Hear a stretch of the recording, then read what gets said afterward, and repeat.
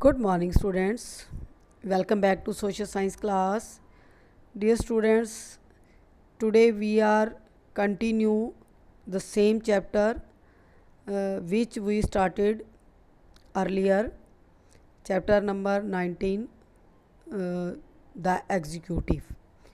Previous video में हमने discuss कर लिया था प्रेसिडेंट की क्वालिफ़िकेशंस और प्रेसिडेंट की जो हैं एमोलमेंट्स, इम्यूनिटीज़ या उसकी एब्सेंस में कौन काम करता है, तो ये सारी चीज़ें हम पीछे डिस्कस कर चुके हैं। और इस वीडियो में हम जो पावर्स हैं प्रेसिडेंट की और उसके जो फंक्शंस हैं, ये दोनों टॉपिक जो हैं आज की वीडियो में डिस्कस करेंगे। So let's start the topic. The president of India has executive, legislative, judicial, financially और इमरजेंसी पावर्स। तो इनकी डिटेल हम आगे डिस्कस करेंगे। तो ये सारी पावर्स जो हैं प्रेसिडेंट को होती हैं। और इम्पॉर्टेंट है भाई, प्रेसिडेंट कौन है एट प्रेजेंट? जो अब कंट्री के प्रेसिडेंट हैं श्री रामनाथ कोविंद, ये प्रेसिडेंट हैं, वर्क कर रहे हैं, वर्किंग में हैं। तो क्या पावर्स हैं इनके पास? तो फर्स्ट पावर है एग्जीक्यूटिव पावर्स, जो अभी हमने लास्ट वीडियो में डिस्कस कर लिया था। एग्जीक्यूटिव पावर्स हैं उनके पास, प्राइम मिनिस्टर और काउंसिल ऑफ मिनिस्टर्स के साथ मिलकर वो काम करते हैं। Being head of the union executive, all the administrative decisions are taken in और हर हिज नेम। शी और he makes all the important appointments including those of the prime minister. Head of the union executive होता है, head of the state भी कहते हैं इसे, president को। उसके पास सारी एडमिनिस्ट्रेटिव पावर्स हैं, डिसीजंस लेता है, ठीक है। और ये डिसीजंस जो हैं किसके नाम पर लिए जाते हैं? प्रेसिडेंट के नाम पर, ठीक है। डिसीजन प्रेसिडेंट के नाम से होते हैं और उनको जो है फॉलो कौन करता है, इम्प्लीमेंट कौन करता है? प्राइम मिनिस्टर और उसकी काउंसिल ऑफ मिनिस्टर्स। इसके अलावा despite of this he has the important powers, that is he appointed all the important office like prime minister, council of ministers, governor, chief justice of India and judges of the supreme court, high courts, comptroller, auditor general, attorney general of India। तो जिन attorney general क्या है, तीनों सेनाओं का वो head होता है। तो उनके अटॉर्नी जनरल जो हैं वो किसके द्वारा अपॉइंट होते हैं? प्रेसिडेंट के द्वारा। प्राइम मिनिस्टर को शपथ दिलाता है, काउंसिल ऑफ मिनिस्टर्स को ओथ दिलवाता है, ऐसे गवर्नर्स को अपॉइंट करता है, CJI chief justice of supreme court जो हैं उनको, हाई कोर्ट्स के जजेस को। तो सारी इम्पोर्टेंट जो अपॉइंटमेंट्स हैं वो कौन करता है? President. The president also appoints the member of election commission. Election commissions के जो मेंबर्स हैं, 3 मेंबर्स होते हैं इलेक्शन कमीशन में, उनको भी अपॉइंट करता है। फाइनेंस कमीशन, शी और he supreme commander of Indian defence forces, तीनों सेनाओं का वो कमांडर होता है, सुप्रीम कमांडर सेनापति होता है। ही और she has the right to kept informed about all the decision of the council of minister through the prime minister. तो सब जो है डिसीजंस काउंसिल ऑफ मिनिस्टर या प्राइम मिनिस्टर हैं उनके साथ मिलकर डिसीजंस लेता है, इन्फॉर्म करता है असेंबलीज़ को। नेक्स्ट है लेजिस्लेटिव पावर्स। विधायी शक्तियाँ क्या हैं? यानी जो लेजिस्लेचर पावर्स हैं लेजिस्लेचर के पास, उसमें भी प्रेसिडेंट रोल प्ले करता है। प्रेसिडेंट मीन्स राष्ट्रपति is an integral part of Indian parliament. Indian parliament का भी एक अभिन्न अंग होता है। President can summon, prorogue, address the 2 houses of the parliament. Parliament के दोनों हाउसेज की जब मीटिंग होती है तो उनको समन करना यानी बुलाना, प्रोरोग्यू एड्रेस करना, ठीक है, प्रोसीड करना, ये सारा काम जो है प्रेसिडेंट करता है। Every year first session of the parliament, हर साल जो फर्स्ट सेशन उसकी स्टार्टिंग कौन करता है? प्रेसिडेंट के नाम से उस जो है मीटिंग स्टार्ट की जाती है। शी और he can dissolve the Lok Sabha before expiry of its normal term. Lok Sabha को उसकी डेट से पहले यानी उसकी नॉर्मल टर्म से पहले रिसॉल्व करने की पावर भी प्रेसिडेंट के पास होती है। She he is advise to do so by the prime minister, prime minister की एडवाइस पर वो लोकसभा को भंग कर सकता है president. No bill passed by both the houses of the parliament, कोई भी बिल दोनों हाउसेज में पार्लियामेंट के अंदर पास नहीं हो सकते, ठीक है, जब तक कॉन्सेंट जो है राष्ट्रपति नहीं देता। कोई भी बिल लॉ नहीं बन सकता विदाउट हर और हिज कंसेंट। कंसेंट क्या होता है? Approval. Prior approval of the president is essential, यानी कि प्रेसिडेंट की अप्रूवल लेना बहुत ज़रूरी है, एसेंशियल है। Before a money bill is introduce in Lok Sabha, money bill पेश करने से पहले लोकसभा के अंदर ही पेश होता है, तो प्रेसिडेंट की सलाह लेना ज़रूरी होता है। 12 मेंबर जो राज्यसभा के हैं वो नॉमिनेट करता है प्रेसिडेंट, और वो किन मेंबर्स को नॉमिनेट करता है? डिस्टिंग्विश्ड पर्सनैलिटीज़ को। वो किस फील्ड में हो सकती हैं? Art, science, literature, social service, sports etcetera. She he can also nominate 2 Anglo Indians of the Lok Sabha, Lok Sabha के लिए 2 एंग्लो इंडियंस जो कम्युनिटी से बिलोंग करते हैं, ठीक है, उनको भी नॉमिनेट करता है। यानी लोकसभा के अंदर 2 मेंबर्स विदाउट इलेक्शन नॉमिनेशन करता है प्रेसिडेंट, और इसी तरह राज्यसभा में 12 मेंबर्स, उनका कोई इलेक्शन नहीं होता, वो डायरेक्टली नॉमिनेटेड होते हैं थ्रू प्रेसिडेंट। नेक्स्ट पावर है फाइनेंशियल पावर। फाइनेंशियल क्या होता है? वित्तीय शक्तियाँ।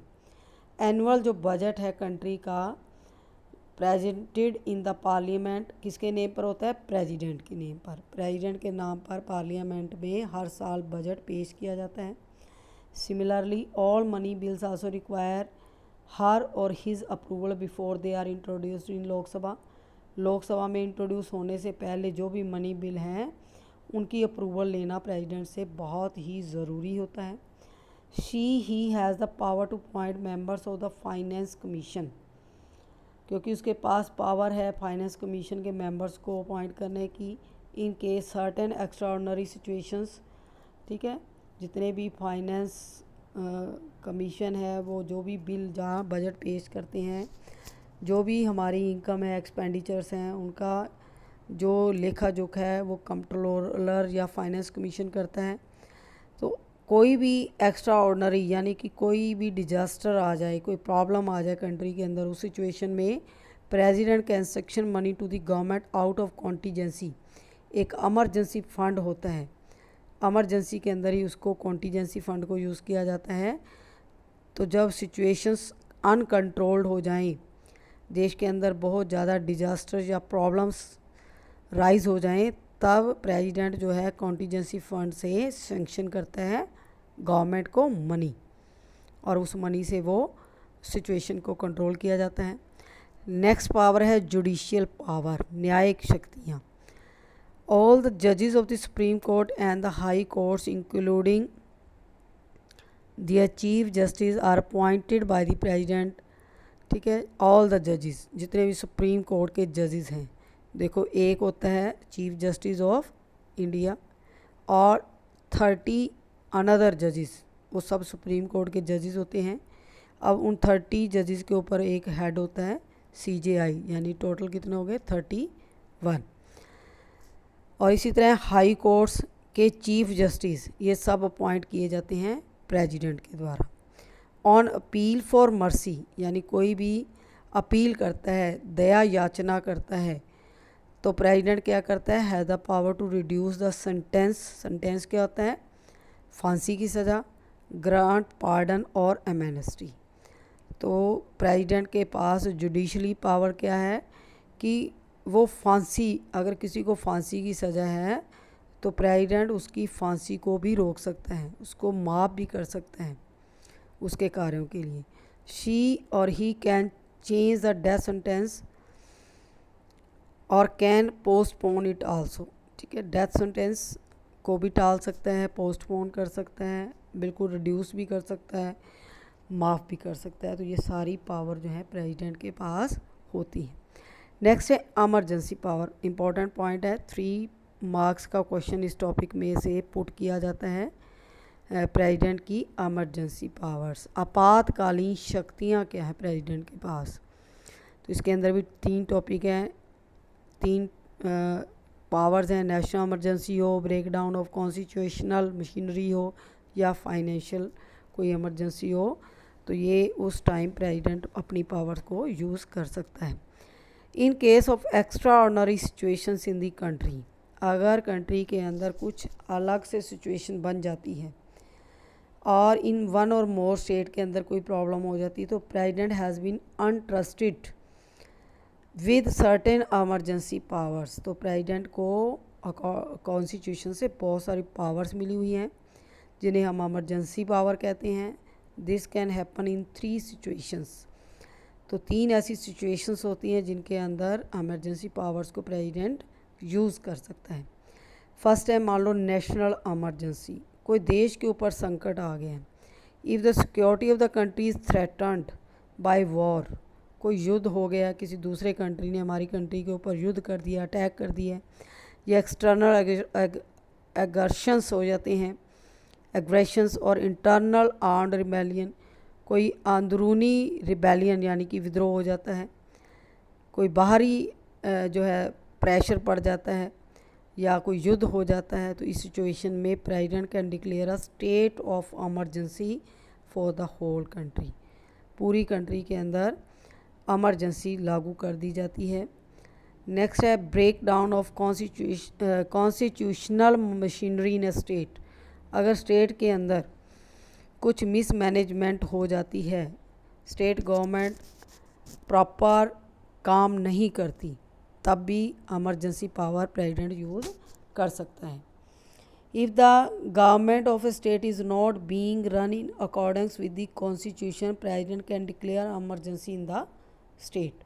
It is also called imposition of president rule in a state. तो देश राज्य के अंदर मान लो प्रॉपर कॉन्स्टिट्यूशन के अकॉर्डिंग स्टेट गवर्नमेंट काम नहीं कर रही, कोई मिस एडमिनिस्ट्रेशन हो जाता है, तो प्रेसिडेंट डिक्लेयर कर देता है इमरजेंसी स्टेट के अंदर, और इस सिस्टम को कहते हैं प्रेसिडेंट रूल। तब राष्ट्रपति शासन लागू हो जाता है। नेक्स्ट है फाइनेंशियल इमरजेंसी, कोई वित्तीय संकट आ जाता है देश के ऊपर।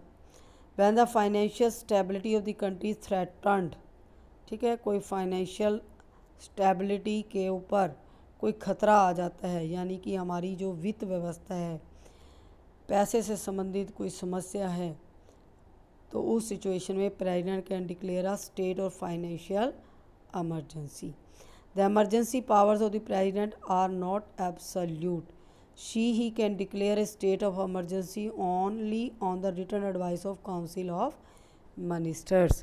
ये एब्सोल्यूट पावर्स नहीं है, ठीक है। प्रेसिडेंट अपनी इन पावर्स को तभी यूज़ कर सकता है जब काउंसिल ऑफ मिनिस्टर्स एडवाइस करते हैं, तब इमरजेंसी पावर्स को लागू कर सकता है president. Although the position of the president of India just nominal, क्योंकि उसकी देखो पोजीशन क्या है प्रेसिडेंट की, वो एक नाम मात्र का हेड होता है। कॉन्स्टिट्यूशन रिकॉग्नाइज्ड हर और his position as one of authority and prestige, ठीक है। कॉन्स्टिट्यूशन के अकॉर्डिंग उसको एक अथॉरिटी मिली हुई है, वो अपनी सारी पावर्स उसको मिली हुई हैं, बट वो यूज़ कर सकता है on the advice of prime minister, council of ministers, और स्टेट की बात करें तो chief minister, council of ministers, तो इनकी हेल्प से जो पावर्स हैं वाइस प्रेसिडेंट यूज़ करता है। नेक्स्ट है वाइस प्रेसिडेंट, ठीक है। वाइस प्रेसिडेंट उपराष्ट्रपति देश का कैसे इलेक्ट होता है, क्या उसके फंक्शंस होते हैं। वाइस प्रेसिडेंट ऑफ इंडिया जिसे उपराष्ट्रपति बोलते हैं, elected for a period of 5 years, इसका टाइम पीरियड भी क्या होता है 5 years, by all the members of both the houses of parliament. इसका भी जो सिस्टम होता है इलेक्शन का, सिंगल ट्रांसफरेबल वोट सिस्टम से ही होता है, प्रोपोर्शनल रिप्रेजेंटेशन सिस्टम से, जिसमें लोकसभा और राज्यसभा के सदस्य शामिल होते हैं। Vice president is the ex officio chairman. अब इसको एक्स ऑफिशियो क्यों बोला गया है, क्योंकि वाइस प्रेसिडेंट तभी काम करता है जब प्रेसिडेंट एब्सेंट होता है या देश से बाहर होता है या कोई और सिचुएशन है, तब वाइस प्रेसिडेंट जो है काम करता है। अदरवाइज़ वो राज्यसभा का एक चेयरमैन के रूम में काम करता है। शी और he perform the same function in Rajya Sabha as the speaker of Lok Sabha does. तो राज्यसभा के अंदर वो स्पीकर के रूम में काम करता है जैसे लोकसभा का स्पीकर काम करता है। Since the vice president is not a member of Rajya Sabha, vice president member नहीं होता राज्यसभा का। लोकसभा का स्पीकर देखो मेजोरिटी पार्टी से हमेशा होता है और जो डिप्टी स्पीकर होता है वो अपोजिशन से होता है। बट राज्यसभा के अंदर वाइस प्रेसिडेंट जो है वो कोई मेंबर नहीं होता। शी और he does not participate in voting in the house, तो वो कभी भी वोट नहीं कर सकता। लोकसभा में जो स्पीकर है वो वोटिंग कर सकता है उस सिचुएशन में जब किसी भी मुद्दे के ऊपर बराबर बराबर जो है राय हो जाती है, तब वो वोट कास्ट करके उसकी फेवर को बढ़ा सकता है, मेजोरिटी को बढ़ा सकता है किसी भी केस के ऊपर। बट राज्यसभा के अंदर राज्यसभा का मेंबर नहीं होता वाइस प्रेसिडेंट, तो वो किसी सिचुएशन में भी वोटिंग नहीं कर सकता। However in the case of tie, यानी टाई की सेम पोजीशन हो जाती है, तो टाई शी और he can exercise his casting vote whenever the office of the president falls vacant due to death, resignation, impeachment. तब vice president जो है वो ऑफिशिएटिंग प्रेसिडेंट होता है जब तक फ्रेश इलेक्शन नहीं होता। New president must be elected within a 6 month, 6 month के अंदर अंदर दोबारा प्रेसिडेंट का इलेक्शन होता है। As officiating president the vice president entitled to all the powers, privileges, emoluments due to the president of India. तो उसको same जो है एमोलूमेंट्स दिए जाते हैं जब वो प्रेसिडेंट की पोस्ट पर होता है वाइस प्रेसिडेंट होते हुए, और सारी पावर प्रेसिडेंट की यूज़ कर रहा होता है, तो उसकी सैलरी भी सेम रहती है जितनी कि प्रेसिडेंट की होती है। डू यू नो में देखो, vice president of India is the chancellor of the central universities and the governor enjoy similar position in the states. Vice president same जो है पावर्स को एंजॉय करता है जैसे स्टेट के अंदर गवर्नर्स, और यूनिवर्सिटीज़ जो सेंट्रल यूनिवर्सिटीज़ हैं उनका चांसलर भी होता है वाइस प्रेसिडेंट। नेक्स्ट टॉपिक हम नेक्स्ट वीडियो में डिस्कस करेंगे। Till then good bye.